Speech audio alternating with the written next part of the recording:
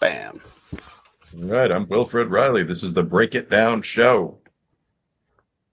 Hell yeah. Hey, several years ago, I had the good fortune of introducing you to Brooks, and you guys have really taken off and are now doing business together and everything. What a fun thing to be able to do to connect people that ought to know one another. Yeah, you're both great guys. Yeah, Brooks Crenshaw, he and I live about 15 miles from one another. And yeah, we recently started an anti-DEI consulting company. So we both have a lot of consulting experience. And the idea is you go into businesses and you do three things really. One is remove a lot of the nonsense that's gotten into what you could call their praxis over the years. So are the hiring manuals, the training manuals infused with this stuff. And we've got people like Local Distance from Twitter. He's actually a consultant named Michael Young, Colin Wright, going through and combing out all of that crap. And there's quite a lot of it. Secondarily, I mean, we offer seminars, we offer full days where we can come into your business and talk about the roots of some of the things, like quote unquote privilege walking, diversity trainings that you've been doing. And probably most importantly, and Brooks actually helped design this, we have our own business methodology, which is purely merit-based hiring, firing, training, and it's all very quantified. It's based on sort of military HR, not like the in the field stuff, but how you would hire and promote people. We find that a lot of civilian businesses really don't do that. There's not a really core organized system there, and DEI has complicated that even more. So yeah, we're the company is called Unified Solutions America, just so we could get USA as the website. We started that with Kevin Jackson, who's a former exec with Fox, and yeah, we're going to launch that in a couple days. I mean, we've got the website ready to go and all that. That's cool, man. I'm super excited for you.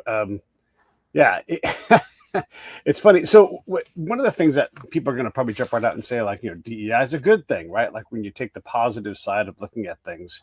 How do you guys deal with, just in general, like, hey, how do we, affirmatively activate and make sure that folks aren't getting left behind because of some kind of non-competing ability because of a race or whatever it's going to be? I mean, there's, how do you satisfy that part, or you just leave that behind? Well, I mean, so one of the things about like a quantified hiring approach is that it's actually pretty easy just to hire the best people. I mean, if you were admitting students into a college, really, you could just use SAT scores and GPAs. I mean, I've always joked in a university executive role, like I was KSU's ombudsman for a while, that the admissions office, like they do a good job at my school, but that could really just be two people with a spreadsheet. Like, dude, what's the GPA, out of 4? Is it 340 when you take the decimal point out? What's the SAT score? Is that 12, 20? Do you give them a 50-point bonus for varsity athletics? And that's it. It's just the numbers at the bottom with the highest scores are the people you admit. And it's often, if you have a matrix for promotion, for example, how many clients have you brought in? If you're in sales, it should really be roughly as easy to do that in the business world. I'm not saying it's going to be simple in practice if you've got a trading floor with 700 guys. But no, getting rid of DEI doesn't mean going back to just nepotistic, let's pick 4, hefty white guys and make those the managers. It just means race doesn't count in your analysis anymore, which I think is good. The other thing with that also is that, yeah, I mean, I think that's basically it. I think that's good that you're not basing hiring on this factor that's supposed to be prohibited.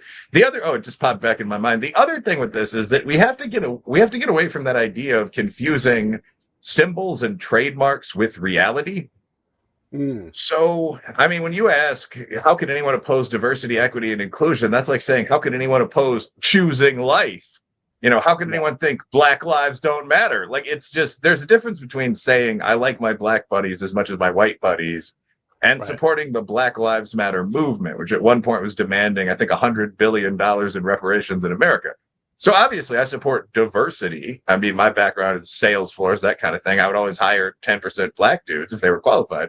But I don't support DEI, which is the idea that all performance differences between groups are caused by oppression, like all that other crap. Yeah. How do veterans fit into that? Well, it's an interesting point. I mean, for me personally, I'd give, to get a 50-point bonus or something if I were hiring executives you were involved in a very intense upper level decision-making process. But you basically can do that or not in your hiring matrix.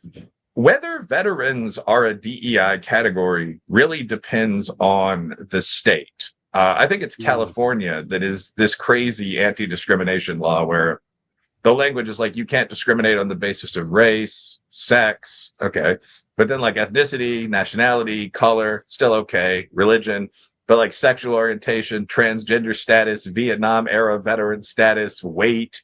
And I mean, like at a certain point, you are covering, and I think this is an important point actually. At a certain point, you've made like 690% of the people protected minorities. And this gets kind of silly. Like, I mean, I could lose 25, so am I, well, I guess I'd be black too, Southern. But at a certain point, not everyone can be in 9 of these categories. And you have to look around and go like, what the hell are we doing? Right. And also, like, is Aaron Judge white, black, Puerto Rican? What is Aaron Judge, right? Like, do we have to take blood to try to figure out if which a guy we're oppressing? It's like, oh, come on, this is crazy. And by the way, like, I found out sort of recently that I have a lot of Jewish heritage in my DNA. Just in my DNA, I'm not in any way Jewish, right? But if I chose to be, all of a sudden I could be Jewish, but could be a good or a bad thing. And these things, when we try to carve everybody up and like make sure everybody gets their shot, it just gets crazy. It gets crazy, and it doesn't make a whole lot of sense. And people are still going to be pissed when they think they're better than the person that got promoted ahead of them. Yeah. I think that's so. There are a couple things you're hitting on there. One of them is just the idea that our racial categories don't actually make a lot of sense. I believe it's Dave Bernstein, who is a Jewish cat, who broke this down in one of his books. I forget what it's called. It's like Classifying or Breaking Up or something. But I mean, like the Hispanic category was invented in the mid 1970s. So when people say up in 1970, the USA was 80% white, that's because the 11 or whatever percent of Hispanics were just classified as white people. So when we started affirmative action, that originally was for quote unquote Negroes. I mean, this is in the 1960s, the Philadelphia plan. So on Negroes, maybe Jews and natives. But other groups rapidly started saying, well, hey, we have a minority experience. Why don't we count? And so Spanish speakers, that's how Hispanic is defined, were made into an affirmative action category. And we're never from that point forward less than 5 or 6% of employees. And I mean, that's, again, within the Spanish speaking category, you can be a black Puerto Rican. I don't know what Aaron Judge is. I think Aaron Judge is just biracial, but you can be a white Mexican. You can be basically a Native American Indian, Guatemalan, or Colombian. You're all considered Hispanic.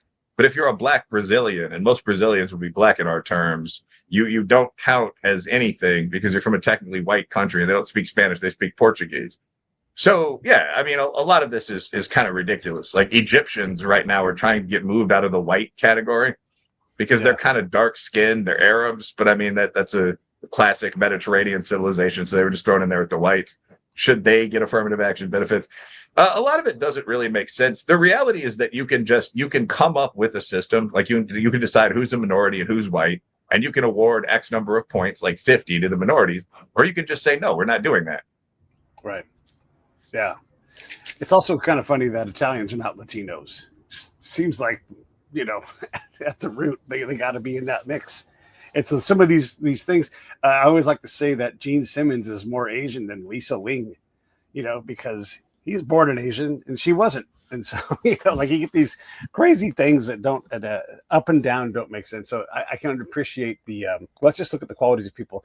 One of the things I've noticed about hiring is, it appears that companies, as they've automated hiring and people have automated getting jobs, they've gotten further apart from each other. So that finding a quality candidate is based upon words that may or may not have anything to do with the quality of the person that you're hiring. Maybe the best person went to, not school Y, and they still have this incredible background and they're a great leader and they've done all these other things, but you can't even see them in the system because one, everybody is flooding the system because nobody has a realistic shot of walking in unknown and getting a job at the company. It just doesn't happen. And so 50,000 applications come in, you turn the robot on for 30 seconds, scrape those top applications, and then you're done. And then that's your pool of hiring people. So it seems like we've gotten away from, I know so many people, well, maybe you do too, that are pivoting, that are giving up on the job force, that are going into things like, I'm just going to make pottery and be happy. I'm tired of trying to chase these jobs I can't get. I think there's a real conversation there. Is that in any way what you guys are trying to help with too? Is helping companies find the actual people they're actually looking for instead of what Rhonda and Debbie and HR came up with for a job description that nobody ever reads your resume, even if you're the perfect person?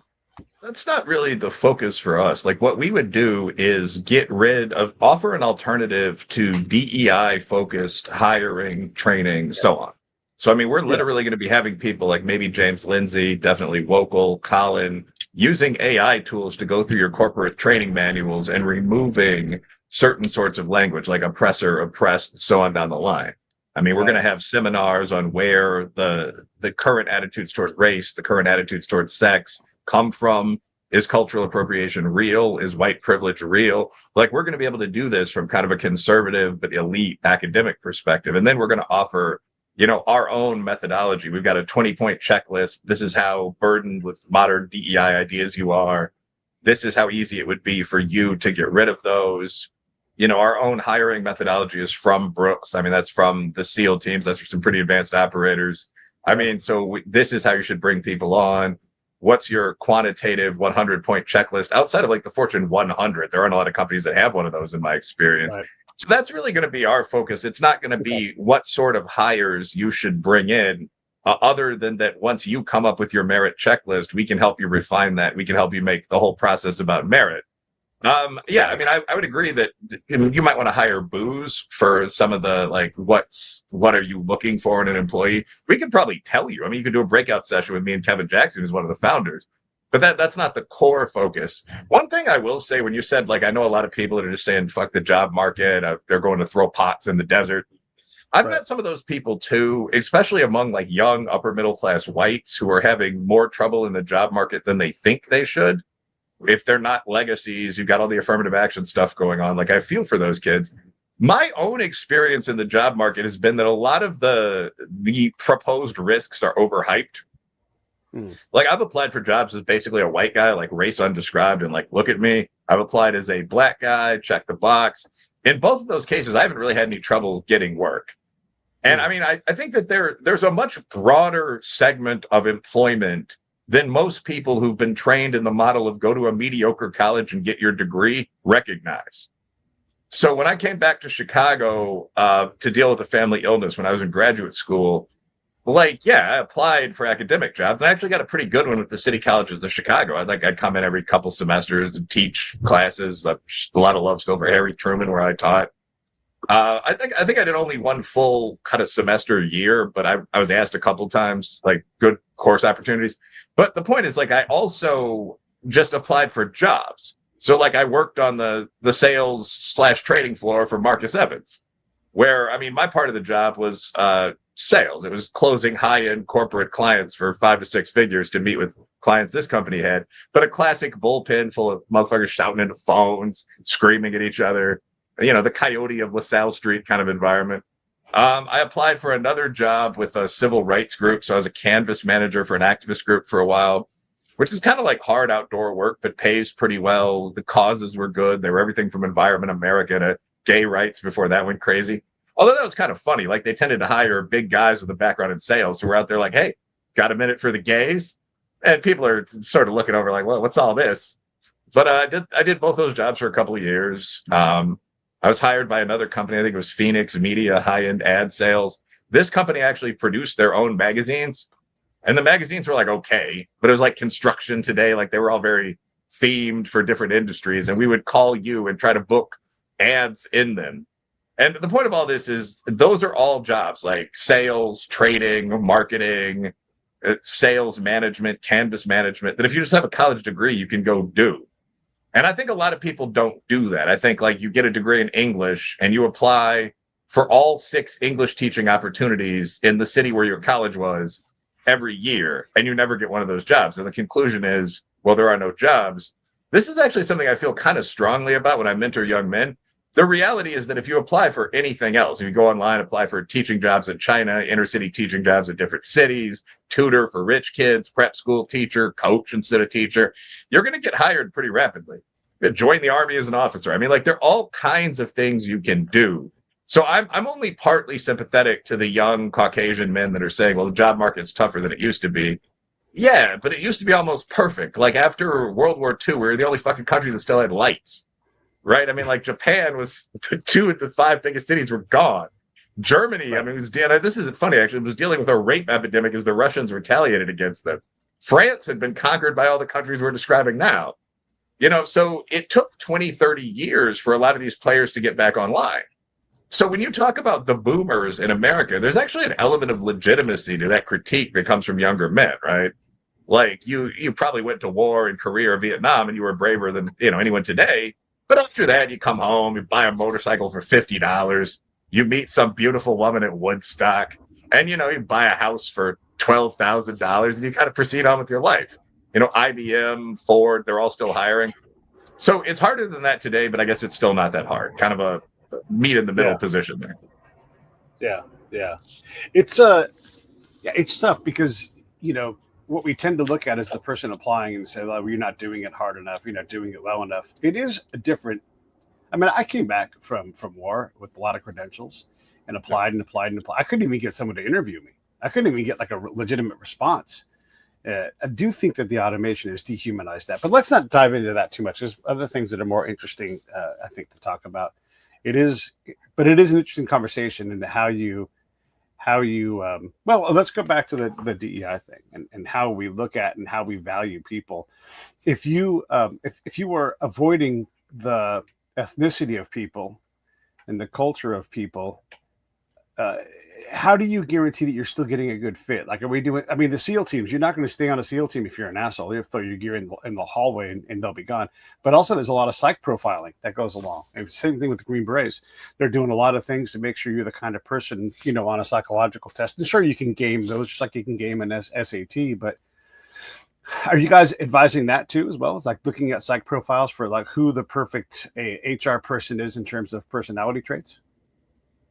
I think all of those will be kind of ancillary services. So, like, if you look at our advisory board and the people that are available to come in as consultants, I mean, it's a really good roster. It's like Mel Chen, for example, like legendary Asian American businesswoman, Ian Rowe, who owns Vertex Academies. So, I mean, certainly we could come in, we could try to work out a pipeline for you to get more top quality students in with the charter school guys. Jason Riley from the Wall Street Journal is on the advisory board. So, like, we could probably provide most services, but like the core package would be, we're going in, we're going to see what your DEI level is, and we're going to fix that. The other stuff, I mean, I actually think a lot of that's pretty contested in the literature. I don't want to irritate corporate clients here, but there's some question about whether you need HR at all. Like, I would say from a businessman's perspective, like one of the things about business in the USA over the past 60 years is that we've created this massive bureaucracy around the things companies actually do. So like Nike's job is selling shoes. And if I were running Nike, I'd have a bunch of shoe salesmen, a bunch of large account guys, website guys, designers, athlete outreach. But they also have a massive HR department. I think Nike's HR department is 600 people. At least that's what I've heard. They have an office of diversity. So you're not just selling shoes, you're talking to communities about what their issues are and what they need. I mean, some of this could be good, some of it could be bad. But I personally feel like a lot of it's a waste of time. Like I said, the admissions office at a college could be two people with a spreadsheet. There are many jobs of that kind. So I'd be more than willing to advise a client about what their needs might be in terms of, now that we've gotten DEI out of here, what sort of people do you want to hire? That'd probably be part of our advice on their merit hiring process. But I don't think I have an idea offhand about what the ideal HR employee would be like. I mean, my idea might be that you don't need that many of them. Right. Like Elon Musk, when he took over Twitter, and it's interesting to see where he targeted his cuts. Like he kept all the coders, but he got rid of like all the marketing people. I don't really know what they were doing. Everyone knows what Twitter is. He got rid of about 90% of HR, I think. He got rid of all the kind of like diversity show filler jobs. Like there are 3 secretaries in a front office. They're all pretty women and they're 3 different races. You can get rid of all that. You can have an automatic doorbell that lets people in. So I think the awkward reality is that, 1, the workforce is not that hard to get into. 2, it's harder than it used to be. But 3, I would also advise young people, particularly men, to try to avoid working a bullshit job. Like there are a lot of jobs that could be easily replaced with AI and that also aren't going to satisfy you. So that whole element of the workforce, I don't I would advise companies to get rid of a lot of it. I think that's my final point there. I don't really know how I would hire someone into some of those jobs, like what the ideal diversity consultant would be. They wouldn't be there. Yeah, yeah. HR also is full of a lot of legal compliance, and a lot of that is focused on diversity type stuff. But you just hire a couple extra lawyers and just say, "Hey, make sure we don't fuck this up," and try not to get sued internally. And then all of a sudden you need a whole lot less HR. Yeah, someone's got to explain your benefits to you, because we're all dumb about that. But again, we're not talking a lot of people here. Yeah, I mean, or you could use Bambi or something like that. I mean, I think that a lot of this is really going to be, when we said bullshit jobs, I think we kind of agreed there. A good definition of a bullshit job would be a job you can automate away with AI really quickly. And actually, this isn't what a lot of people in business kind of glibly thought it would be 15 or 20 years ago. So like a cocktail waitress, like a pretty girl who makes good conversation and knows how to mix drinks, that's actually a job that would be very hard to replace with a robot. Sure. Like a hero fireman, like some guy that's actually willing to go into the fire, which you're not going to send $1 million robot into entertainingly, but he's going to go in. He's a human, probably a veteran. He's going to identify people. He's going to care about them a lot more than a machine's going to. You're not just making logical decisions. Right. You're a big guy. Like, that's going to be a hard job to automate. Rate counselor on the police force, that'd be a hard job to automate on the female tough side. But a lot of those things, like when I was applying for jobs as a young legal associate out of Illinois law, I don't know whether I was being insulted or the associates in my class were, or whether this is just typical. But a lot of these jobs seem to involve like fact checking the language in briefs. Like, see what you're going to do here. We're going to pay you 100 whatever thousand, but you're going to sit on an ass in this office and you're going to read these 70-page documents about where subdivisions can be constructed or something like that. And you're going to check all the grammar mistakes. You're going to bill a lot of hours. You're going to call the client with like quibbling questions you have. That job a robot could do. Like, I'm pretty sure you could put that brief in an AI and it could get rid of all of the spelling errors and so on, and then churn something back out. So try to avoid bullshit jobs. I guess I'm repeating that a little bit. Yeah. It's interesting. It's fun to think about, like, as AI takes over. You're right. AI is not going to fill out a set of Sherman Fur jeans and wear a low cut, and be firm feeling. A firm feeling woman's going to sell more drinks than a robot. I think. I mean, for me, I'd be like, "Hey, that's great. This young lady here. Let's go. Let's get her. Get her some tips." So you're right. Some jobs are going to be human jobs for a long time. I had the rabbit hole on the show the other day, and actually on Friday, and so we're recording this on Sunday. We'll publish this tomorrow. One of the things that we got into was political violence, and we get things that are sensational, clearly murders of public figures and innocent women who are recorded on a light rail trail. These things are sensational, but still, there's been so many murders that we've completely ignored nationally or in the press since then. Is political violence? Is it on the rise? Does rhetoric really matter? How much of this is just us just flapping our arms around? This is not to diminish any kind of tragedy, but how much of us is just us just clucking about a bunch of things that are sensational and have been offered to us in sensational manners? Are you asking, like, is political violence a real threat?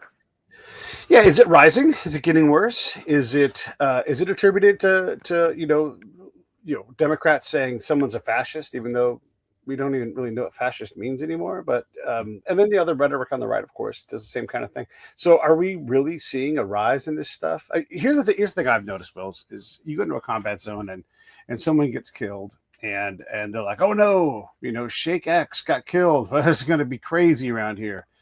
But that's just how they play politics there, and so they don't want that guy around. Everybody's happier. And then things actually cool down, at least in the areas where these things happen. We make these cataclysmic predictions, but I just don't know that they pay off at the rate that they're supposed to. It's easy to say the sky's falling. And then the second the sky falls, you're like, "See, I told you." But really, all the other 10,000 days when everything was fairly normal, you just said this, you were wrong. And so your 10,000 to 1 ratio just means that you're part of the chaos noise. That's what I'm saying. So I think that there has been an increase in political violence recently. I'd have to measure that, but if you're looking at like the Mother Jones breakdown of mass shootings, which omits gang crime and familicide, it's pretty much all political or it's all antisocial. I mean, those are picking up year over year. So I mean, at the beginning of the list, you have 1 or 2 shootings a year, and at the top, the most recent portion, you have 5 to 7 shootings a year. And I think that probably reflects what most of us have been seeing, where you see like the Kyle Rittenhouse gunfight in the streets, where, I mean, a mob is chasing this guy. The kid turns around, he shoots three people. And interestingly enough, I mean, the three people he shot were a pedophile, a wife beater, and a burglar, which is a funny description from the right of like who's at these Antifa events. But I mean, since then you've seen the past 2 years have been what, 5 transgender mass shooters? Yeah. I mean, you've got this recent terrible shooting in a Catholic school where like the kids were covering one another up for the shooter, and the shooter had explicitly, political, antisocial motives. You've got the Charlie Kirk shooter. People tried to, I won't say one of the shooters seems to have leaned left, one seems to have leaned right, but people tried to kill Donald Trump twice. Like there was a guy fucking bivouacking on his golf course, like living in a tree. He went out those to the specific ones. That's not even the ones that are foiled long before that. I mean, they got close. Yeah, no, this was a guy who obviously had some game, who snuck out there. I mean, he got into one of the big trees on like the 9th green or whatever. He's in the tree with a rifle. I assume you probably got a bottle for urine. You probably got hardtack or something. I mean, he was there for a while. He was there for a day. I mean, this is it's pretty crazy. And I mean, that's in there are a bunch of these. I mean, like you saw the crazy Tim Walz appointee, although he might have leaned right in his personal life, who shot those 2 Minnesota politicians. That's another, just if it weren't for some of the things that followed, that would have been a global story for a while. Obviously, Charlie Kirk, poor Charlie, was shot in the neck just 10 days ago. So, I think it's hard to do. Political violence, of course, is extremely rare. So when you say there's an increase in political violence, you mean you're going from 5 assassinations a year to 20. It's not feasible to have a society where there are large numbers of people that are doing high-level political assassinations. That's something that would be cracked down on by every one of the federal policing authorities. But to the extent you can have a lot of it, we have a lot of it.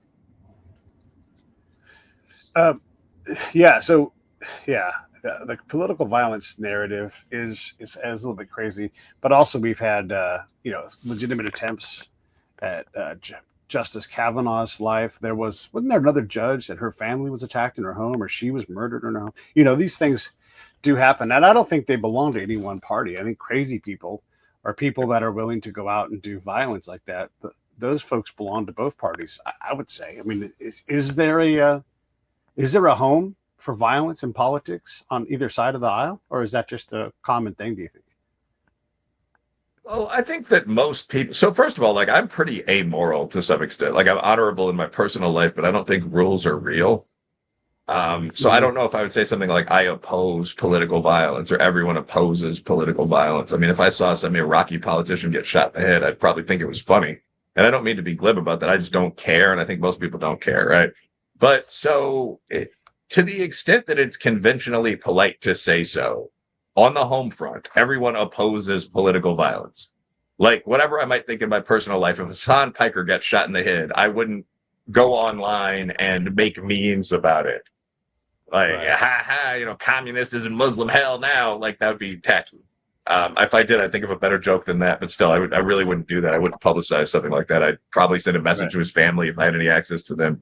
So I think most people are at that level. So I don't really think either party endorses political violence. I think that there are fringes in both coalitions that are growing where it's accepted. I mean, for the right, this might be 4chan, 8kun. And for the left, it's a lot more public. I mean, after Charlie was killed, you did see like Black Twitter. I didn't see a mainstream Democrat do anything but like publicly mourn a little bit until Ilhan Omar kind of broke that wall with some bullshit. But like, I didn't see Matt Yglesias or John Fetterman or anyone celebrating that. But as you went into like Black Twitter, as you went into what's it called, Blue Sky, it just was like, it's their equivalent of 4chan. You see the same thing, like memes showing blood jetting out of the guy's neck that say debate this and so on.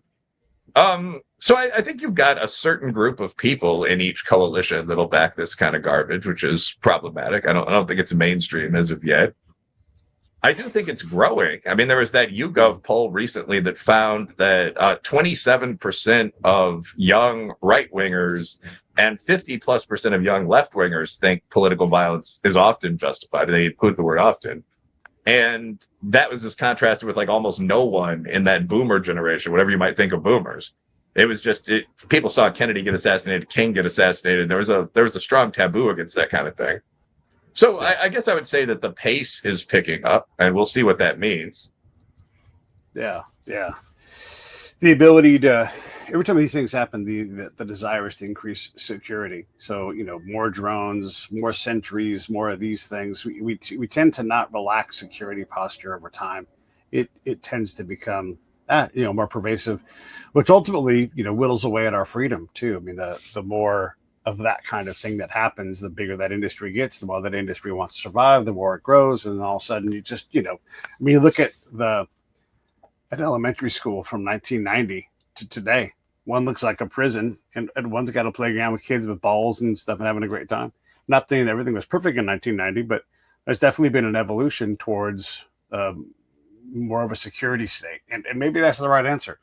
But I fear that we continue to, go to a ball game, you go to a concert, in all these places, you get scanned for weapons. And that's maybe the era that we live in. But I don't know that it's a good thing.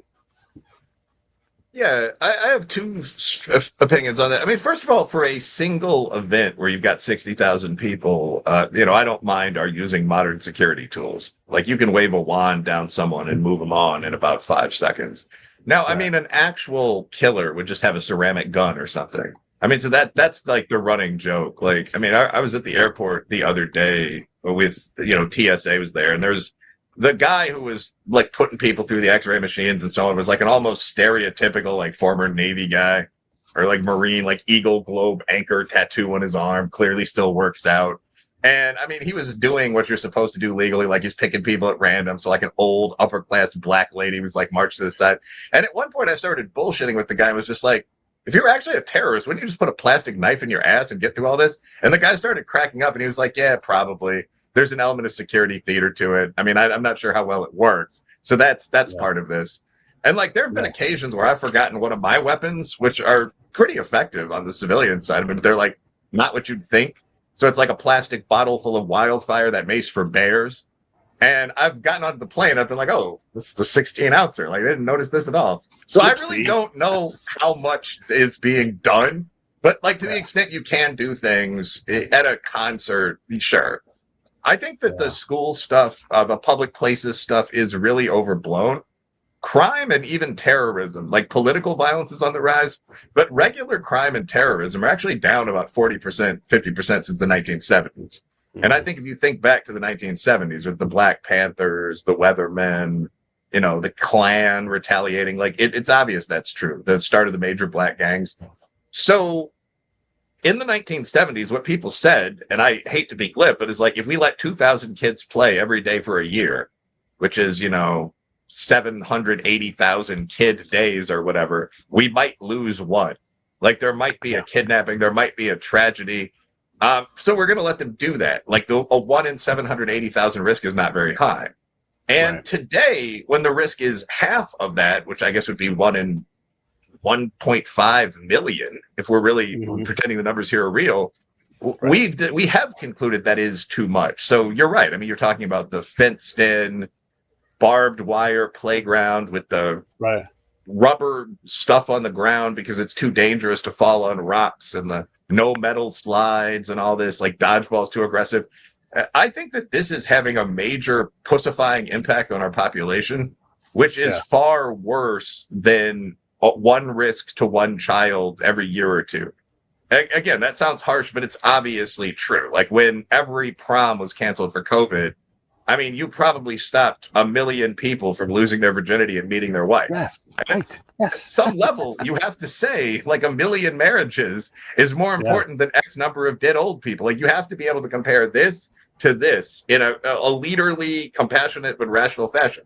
Right. Yeah. Boy, that's a great point, man. Prom night, like, that's it for a lot of people, And, we don't know that cost. I mean, we're seeing some of that cost as some of these folks were broken during that time frame and they haven't recovered mentally or wherever they started out. Because if you don't deal with mental illness, it doesn't get better over time. It tends to get worse. And so if you were at a 90, and be able to cope for a long time, and then COVID took you down 10 points that you never get back, well, you de-escalate to the point where crazy shows up, and it's a bad kind of crazy.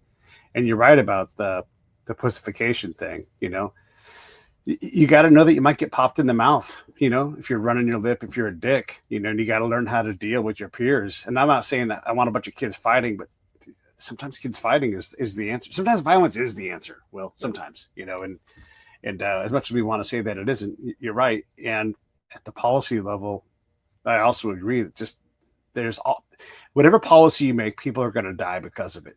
That's just how this works at that level of things. Doesn't make they're not a tragedy, but we are not good at that. We're always, you talk about dog whistles, right? Like one of them is like, out of an abundance of caution. No, knock that shit off. Like, how about out of an abundance of freedom, and then back up from there? Yeah, the other thing I think just more simply is you don't necessarily want to have an abundance of caution. You want to have the appropriate amount of caution. So you're not a coward, but you're also not being reckless with people's lives. Yeah. The prom thing, by that point with COVID, especially a year or two, 2021, when this happened again, a prom happens in June. I mean, by this point, we had already had a vaccine for COVID. We already learned when masking worked and when it didn't. I mean, we're still losing a few hundred, maybe a few thousand people in the senior category monthly, and that's tragic. But again, you've got 10 million people are going to go to these events. 1 million are going to meet a life partner or have sex for the first time or do any of these normal things like first serious adult date. You can't stop B because of A, I guess. Right. And I don't want to obsess about this one thing. I mean, we also shut down the academic portion of the high school, right? I mean, we shut down most of the colleges. In Chicago, kids were eating outside in the Hawk, we call it, that Lake Michigan cold till 2023. So you don't need an abundance of caution. You need the right amount.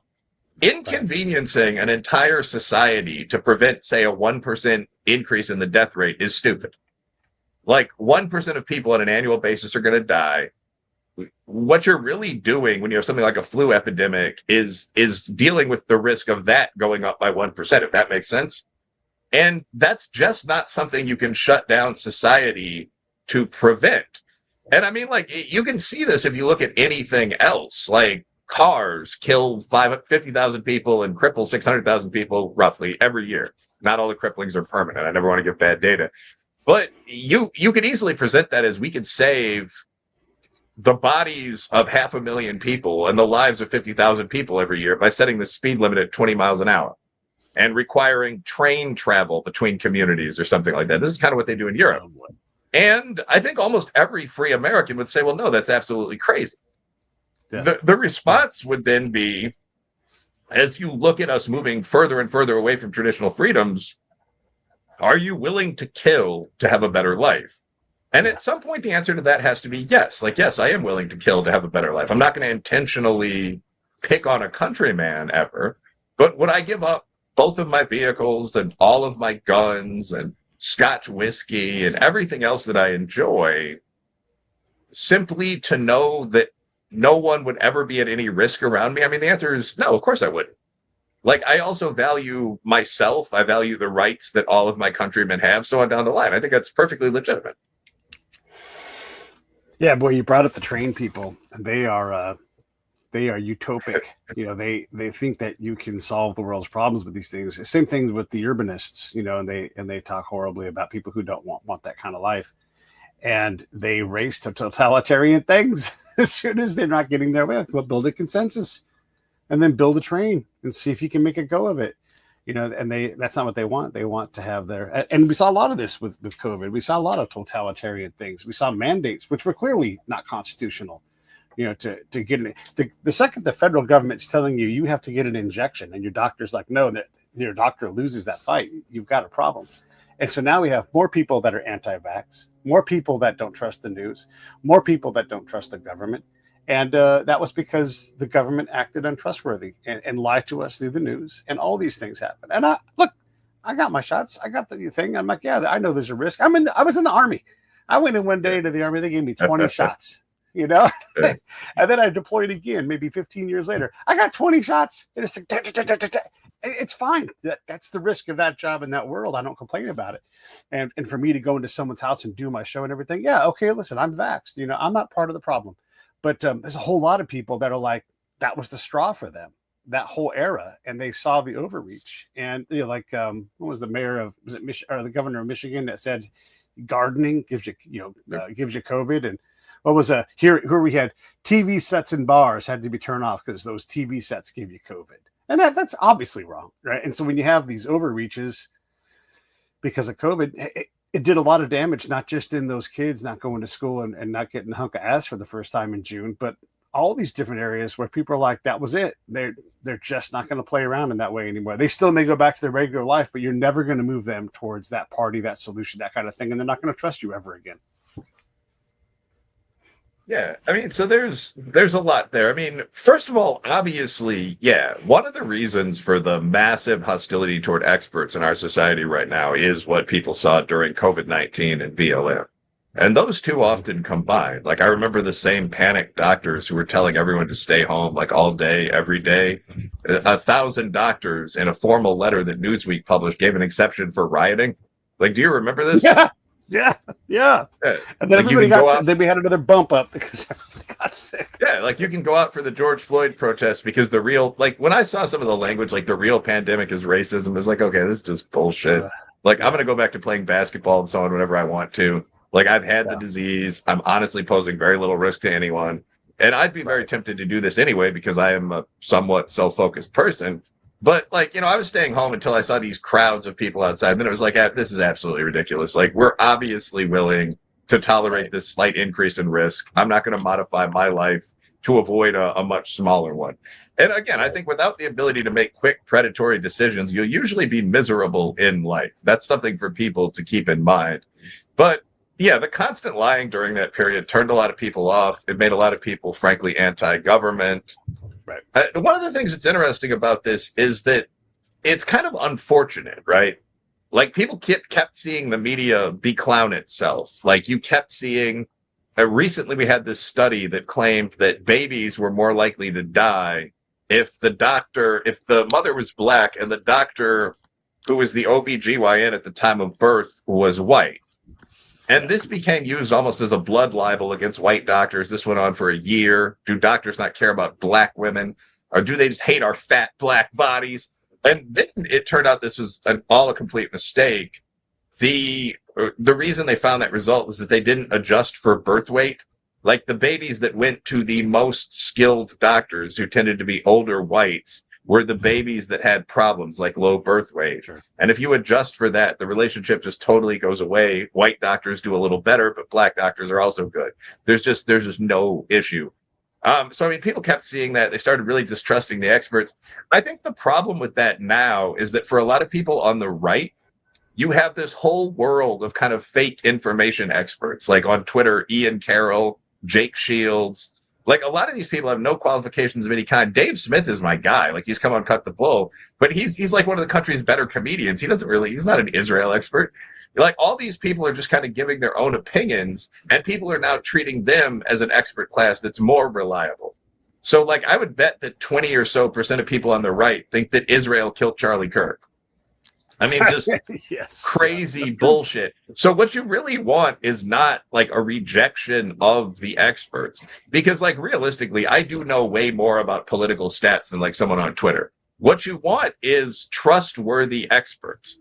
Like you want experts that aren't going to pull tricks for either the left or the alt-right to like manipulate data. They're not going to leave something out of an analysis of IQ, for example, that makes it seem like blacks or whites or whatever are potentially less intelligent.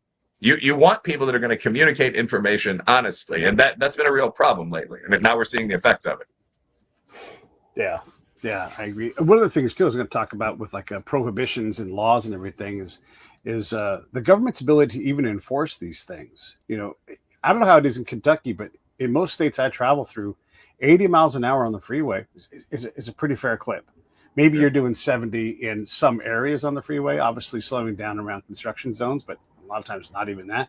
And so we have these laws, but is California going to start giving out millions and millions of tickets? Well, that gets people unelected real fast, and so there is sort of a natural flow of what public sentiment thinks is safe enough or whatever it is. And when we get too far away from that, people are they're just gonna buy and sell weed, man. They're gonna go 80 miles an hour on the freeway because they got to get somewhere. And modern cars are safer than cars from 40 years ago.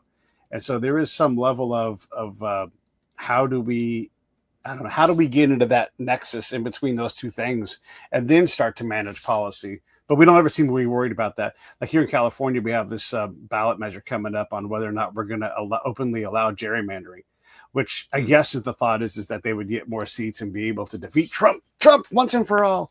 And then, the Republican governors are just going to go out and do the same thing and just counteract that. And then all of a sudden we end up in a place where everybody has less freedom because we have less of a democracy, because people are fucking around with trying to rig elections. Not the Republicans, not Democrats, just in general. The political class is trying to mess with these outcomes. And I just think that if we allowed more of us all just to kind of decide what the safe speed limit is, hey, you're going a little fast. A lot of people are dying right now. All right, then we back off a little bit. But you have to be able to enforce it and stay elected while you enforce it, I guess is my final thing I'll say about that. Yeah, I mean, that in practice is how laws get made. I mean, I don't think that it's very difficult to explain morality without religion, to go on a bit of a tangent. Like, I think human beings have logical and empathic senses, so there's certain things we don't like child rape. And in society, we tend to sit around the council fire and make laws against the things we don't like. And the issue comes up, and I mean, to some extent, a sociopath or psychopath, in the sense we're using that term, it doesn't mean me or you or an aggressive person. It's someone that's more than one or two standard deviations away from the norm in what they like. So, like, if a female partner, consensually, genuinely liked eating shit, I would think she was really, really strange. I would describe that as perverse or sociopathic because it's far from the norm. It's 3 standard deviations away from the norm or whatever. I guess the point here is that debates over law, what should be the rules, tend to come up, one, when it comes to things that are right at the edge, like selling non-addictive drugs throughout human history has really been like right up there. Should we allow this? Should we not? Sex work has traditionally been right on the margins. Like, a lot of women obviously like it, whatever feminists and church ladies might say, but they're also actual prostitutes, and most people don't want to see those out on the street when they're walking their daughter to school. So debates about what should be come up when you're talking about the margins, and they also come up when you have very different kinds of people in a society.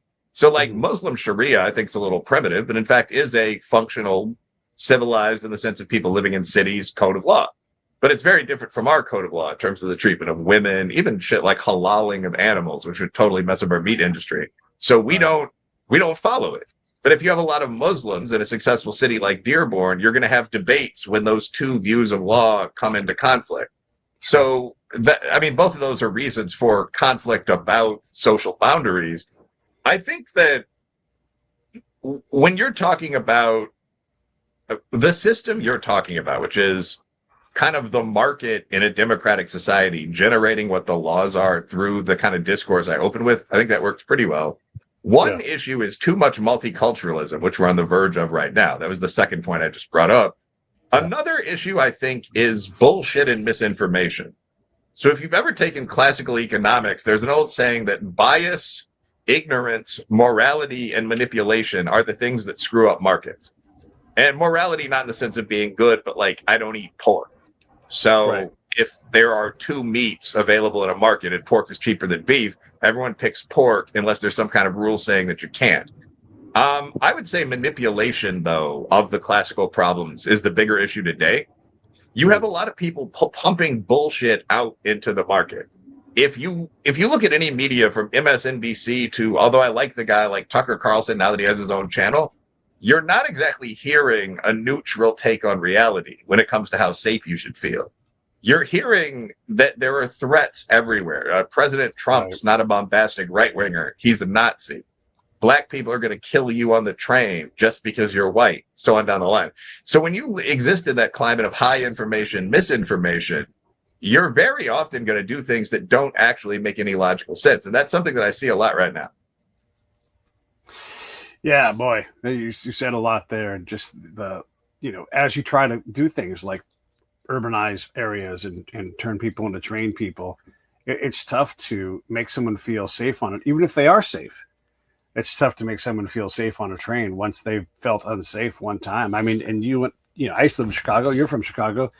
We all talk about the guy who broke out that samurai sword that one day. How many bus riders were never going to ride a bus again the second they heard? I don't even know if that's true, right? Like, but people are not going to get on a bus if they're afraid that a guy, because you're trapped and you're like, the second I make any more money, I'm getting a car and I'm just going to drive, right? And so we have these outcomes that make these perfect solutions, these utopic kind of things. They make them unviable or not viable. And gosh, I don't know what you do with that, because every decision you make has all of these outcomes that you can't manage and can't predict.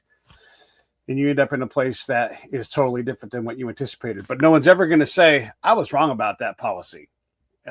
Let's back it up. Let's erase it. Like, they never do that. They're like, we need more of that policy or whatever it is. Like, we're just not made to do that with our political class. They're not allowed to get things wrong. They have to all be perfect.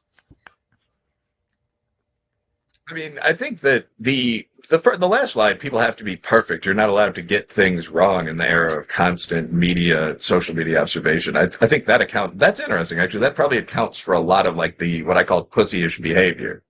Like, generally, to be a good leader, you have to be willing to aggressively make decisions, like the old burn the boats to the waterline thing. And that gets more in an environment where every mistake will get you knocked off the ladder for 5 years. Like when people looking through your old tweets to see if you said bitch or something like that.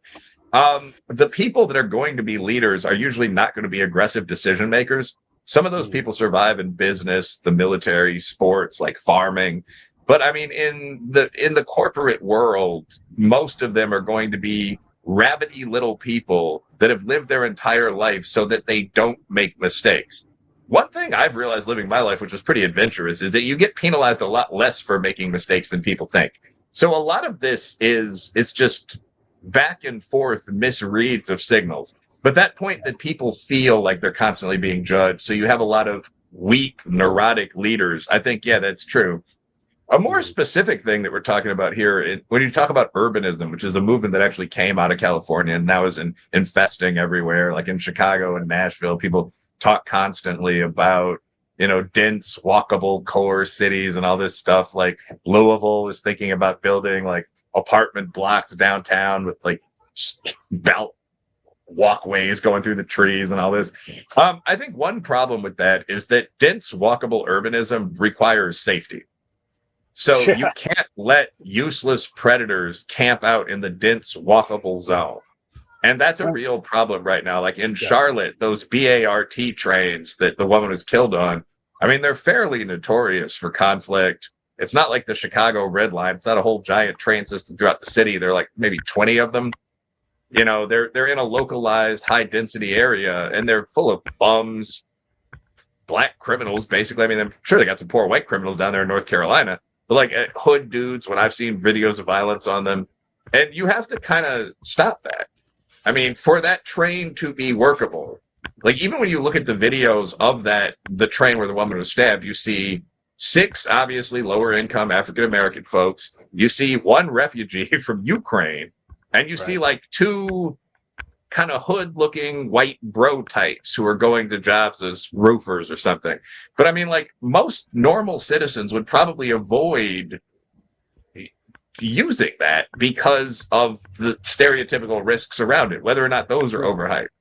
Anyway, but that was kind of rambly. But the point is, like, you have to deal with this if you want urbanism in the European sense. Like when people ask, why can you walk around Tokyo in the middle of the night? Because there aren't criminals all over the place. You're not like 5 brothers or skinheads or blue-haired Portlanders are not going to jump out of a doorway in Tokyo, beat your ass, and take all your money. So as long as that risk exists in the USA, like we can't have Tokyo-like environments. And a final comment, I was in, I think, San Francisco recently. It was for one of my speeches. I think I may have told you this story, but I was at the hotel bar. I was just chilling after the speech. And one of my casual friends, who's like an edgy junior academic type, comes up to me and she asked, do you want to get some Coke? And I don't party like that at this point in my life. So I said, no, almost certainly not. But where would you get it? And she points at the door and says, outside. Because, and I've exaggerated this a little bit before and been like, there's a tent camp right outside. It was actually about half a block away. But the nicest part of San Francisco is literally like a block from the Tenderloin. So as Yeah. you're walking down the street with like your coffee in your hand, you see prostitutes, people living in boxes and all this. And I mean, to really make that a neighborhood that most people would want to live in with the wife, you'd have to change that. Like yeah, your girlfriend gets attacked by yapping whores on one occasion, and that's it. Like you're moving to the suburbs, so you can't have that. And we in the USA seem really resistant to saying you can't have that right now. Yeah, and we love to use places like Japan and Dutchland. The other day, I was on X having a conversation, and they cited the Dutch, and I'm like, yeah, well, take a look at their ethnography and see how their ethnic groups are arrayed, and you're gonna notice something. It's a lot more homogenous than we would be comfortable with here. And by the way, we have a lot of different laws and ways of approaching laws. And by the way, Holland is the size of San Bernardino County. San Bernardino's a big county, but that's how big it is. And so you've got a bunch of people stacked up into there, and they have a long, stable cultural history. And so they do things a certain way. They can do things. We don't like that here. We like it to be a little crazy. We like to be able to go to court and stand in front of the man and state our case. And so we have different outcomes. And so to use, Finland as an example, it's not all that germane to what we're talking about here. You can use another country that's really, like maybe Kuala Lumpur or somewhere like that. Go out to that city and say, how do they do it? But even then, I don't think that applies well. I mean, well, another thing, just Americans have trouble talking realistically about this, but almost every large group in the USA, blacks, Scots-Irish, quote unquote, hillbillies, recent third world immigrants, urban Italians, has a crime rate that is probably an order of magnitude higher than Japan's. Blacks, my own group, I mean, I think we're 2 orders of magnitude higher than Japan, maybe more than that. So, I mean, that has to be dealt with. They don't have trailer parks in Japan. They don't really have the projects either, although they have some government housing. So we're a very civilized country, and we're a great place to live. And there are lots of countries that have higher crime rates than we do. Russia, the right-wing white man's paradise, if you look at the internet, kind of comes to mind. They actually have one of the highest abortion rates of mob crime, alcoholism rates in the world. And another civilized place, like on a day-to-day level, you probably won't get mugged once a year in Russia. But at any rate, saying that a policy works in Japan doesn't mean that policy is going to work in Los Angeles. If I'd be very interested in what the crime rate for Japanese people is in the USA. I bet it's pretty similar to what it is in Japan for cultural and perhaps genetic reasons. But we have to do things that work here. And here, I mean, we know from the Bukele experiment, so on, that one of the things that simply gets rid of crime in a large, urban, racially diverse city is taking the criminals and killing them or throwing them in jail. And I would recommend doing that, after full, fair trials, of course, and all that stuff. But that's what's going to be needed to make dense, walkable urbanism work. Otherwise, people are just going to move to the suburbs, which isn't an evil thing either. I mean, they're just going to live in pleasant, semi-dense, drivable locations that are hard for the people from the city to get to. Yeah.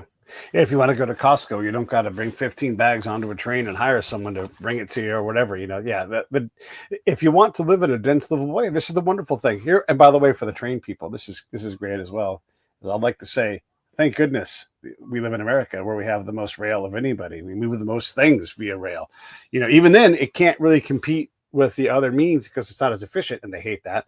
But that's the reality is we have these truths about how we move things already, and trains just aren't great for people at the scale of life. They're just not an efficient way to get around. I know that when an iron wheel rolls on a steel rail, that okay, great, I got all that. But what happens if you want to make a left? What happens if you decide to double back and go to your auntie's house because she called you to get a cake, and now you got a cake, and all these things? Trains just don't work for that kind of thing. And we can barely have that conversation with the train folks or the bicycle folks or the all those folks. And that makes it, go fight it out. Go fight it out in the marketplace of ideas and in the political sphere, and see how much money you get allocated for what you want. See what happens with the unions when you come into their territory and you want to put a train through it. You want to take union labor offline. There's a fight around every corner for every bit of change that we ever try to make around here. Yeah, I mean, like trains are, as a Chicagoan, I was really committed to trains for a while. Like, I didn't have a driver's license until a bit later in life, just because there was no reason to. Like, I grew Right. up in East Aurora, which is an inner suburb of Chicago, and moved back and forth between there and the city throughout my young life. I mean, in downtown Chicago, it's not as packed as Manhattan, maybe a 10-20% difference, but it's pretty close. Like, you can't drive. Yeah. Like you'll see people, the streets are just a parking lot. There are these parking garages everywhere that cost $40 to park your vehicle in.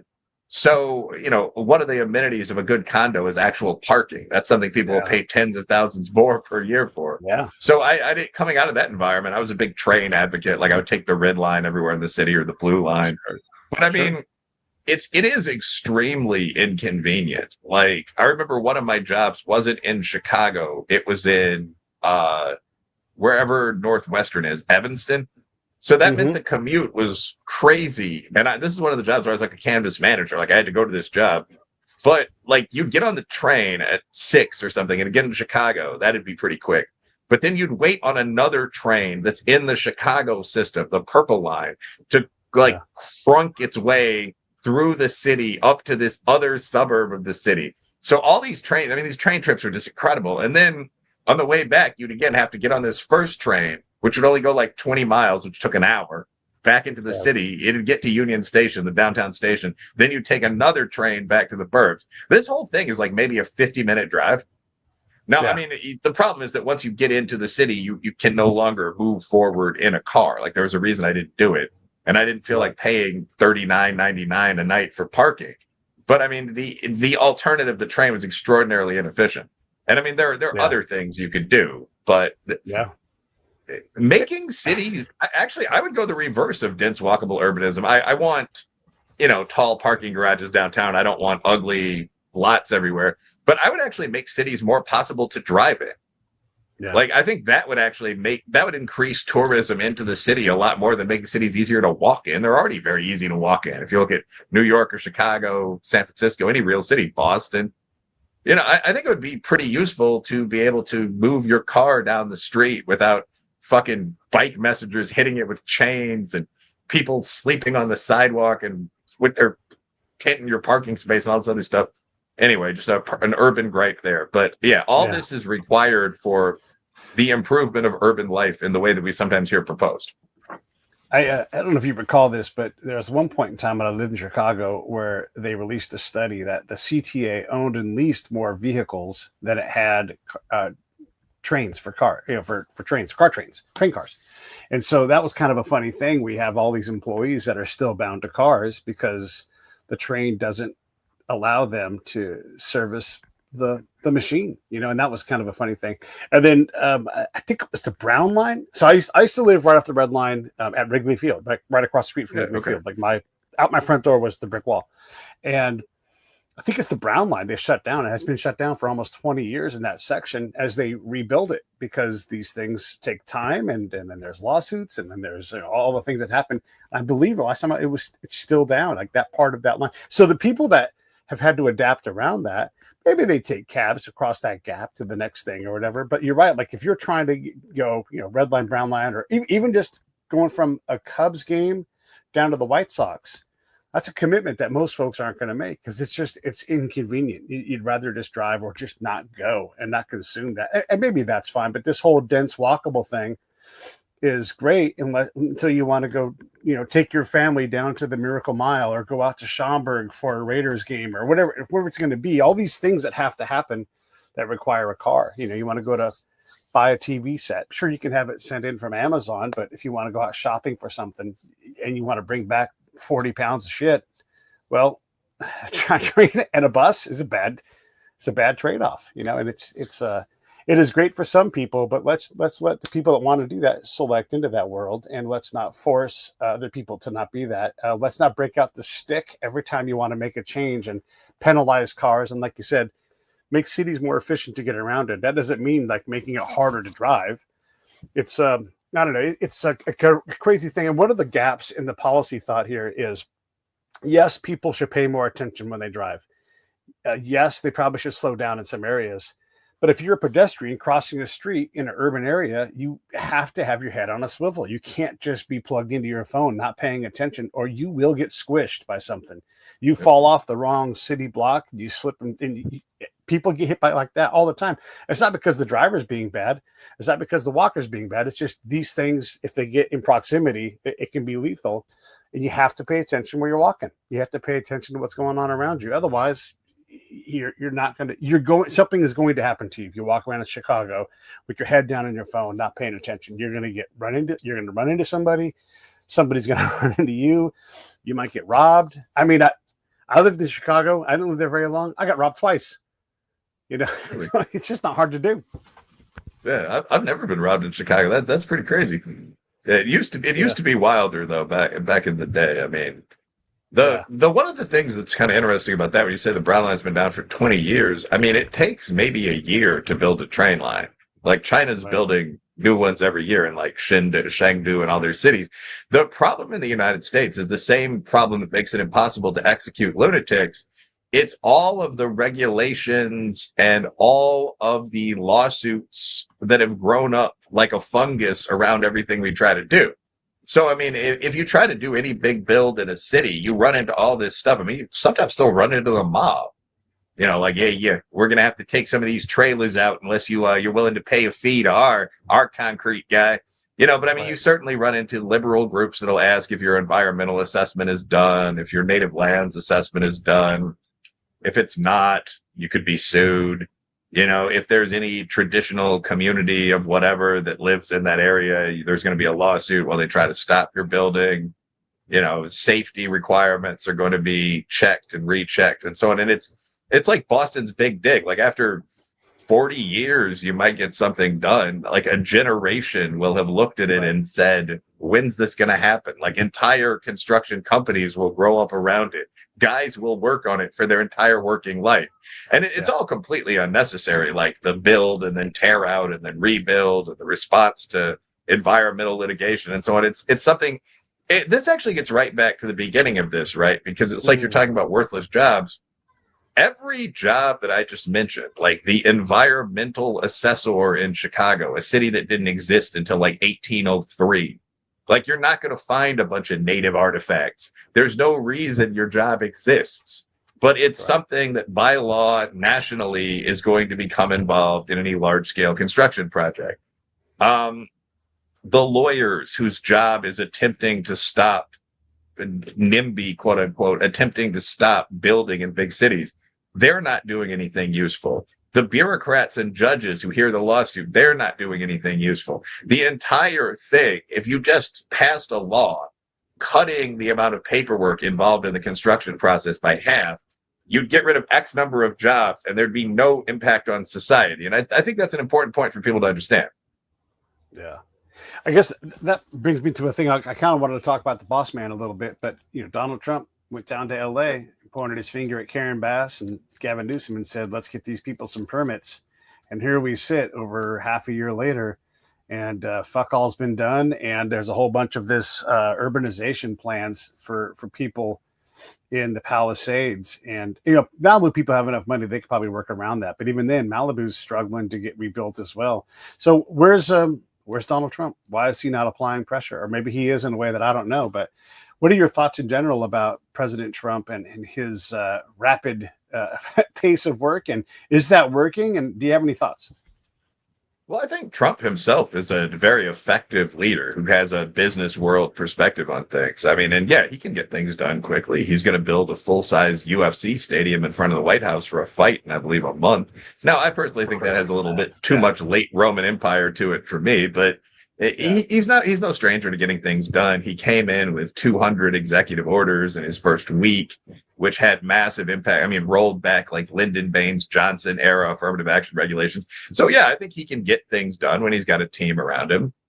And a lot of what the president can do is prevent increased harm, if that makes sense. So like Donald Trump and Stephen Miller have stopped mass flow immigration into the country. Under Joe Biden, you had, whatever it was, 8 million immigrants total, that may be slightly exaggerated. Under Donald Trump, I think they're down to about 12,000 a month. I mean, which is still a decent number, but nothing like what you saw. The border is no longer busy. And it turns out that if you just put guys with guns and boots on the border, or if you just require people to apply for asylum in Mexico, you no longer have a problem with people flowing across the border. So Trump was able to stop failure. Failure is often a choice. And I think he's a pretty decisive guy who's done that several times. In terms of his interactions with Gavin Newsom, I mean, I'm not sure how much Trump can do there. I know he has tried to pressure Newsom once or twice, but Trump and Newsom have also been going back and forth on social media like, no, you're the idiot. I don't think Trump feels any particular urge to help out Newsom's people, to put it mildly.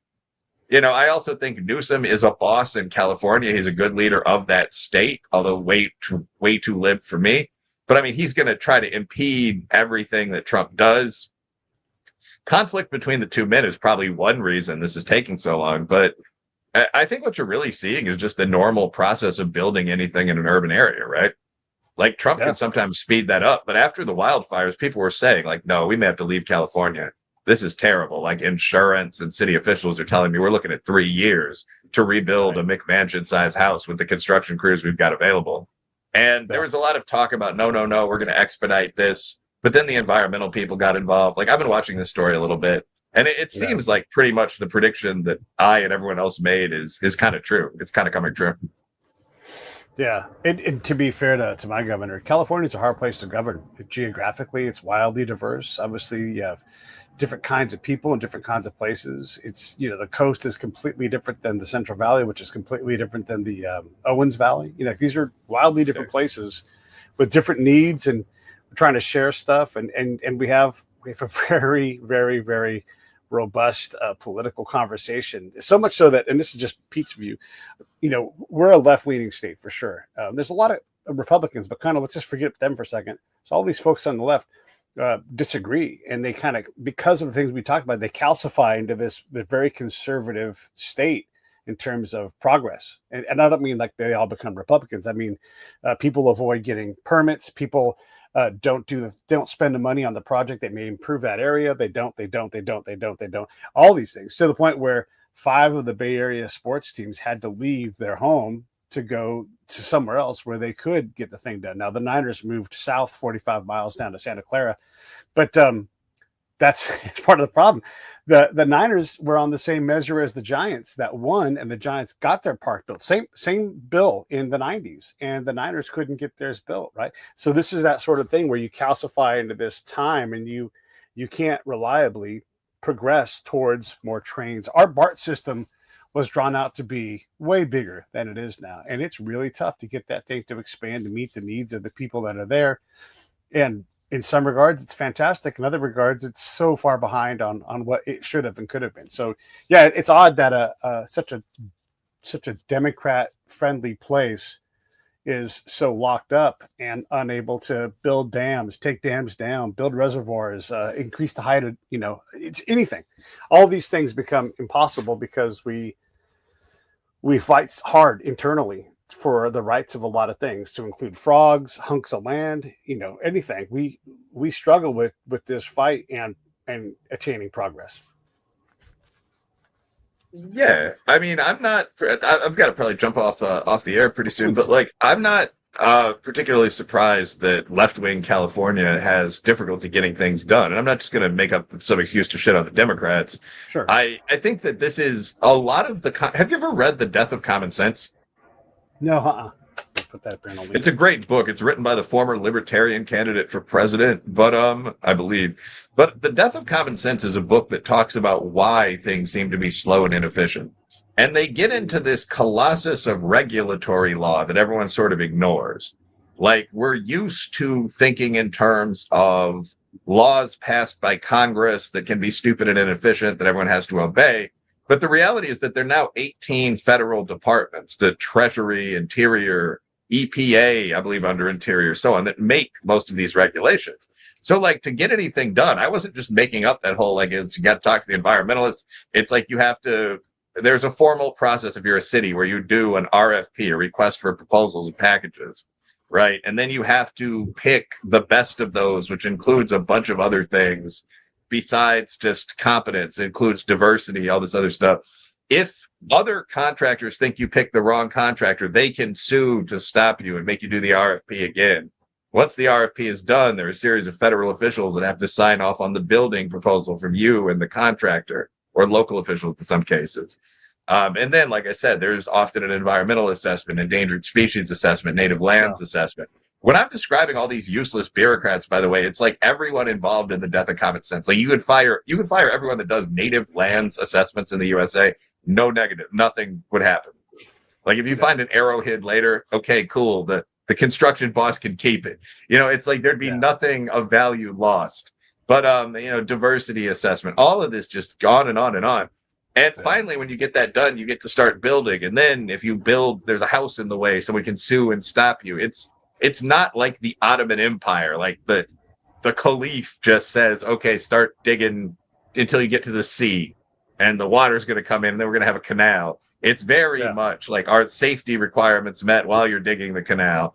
And again, some of this may be useful. 99% of it is useless. I would get rid of almost all of it, but it is the defining feature of building and construction today. That's why there is a YIMBY movement that wants to get rid of it. But it doesn't surprise me that it's concentrated in left-leaning states now. Yeah. Well, listen, I appreciate you coming on the show. It was fun to ramble on about a bunch of things. Anything in closing before we wrap this up? Just remember that what you see is often not real. And even what exists in reality, like these labyrinthine complications that we're talking about from the business world, it's not created by God. You could change it at any point just by voting to cut the set of laws that regulate us in half. So a lot of the things that terrify you aren't real, and most of the things that bother and terrify you are changeable. That's my final point. Cool. Hang on one sec. I'll say goodbye to you.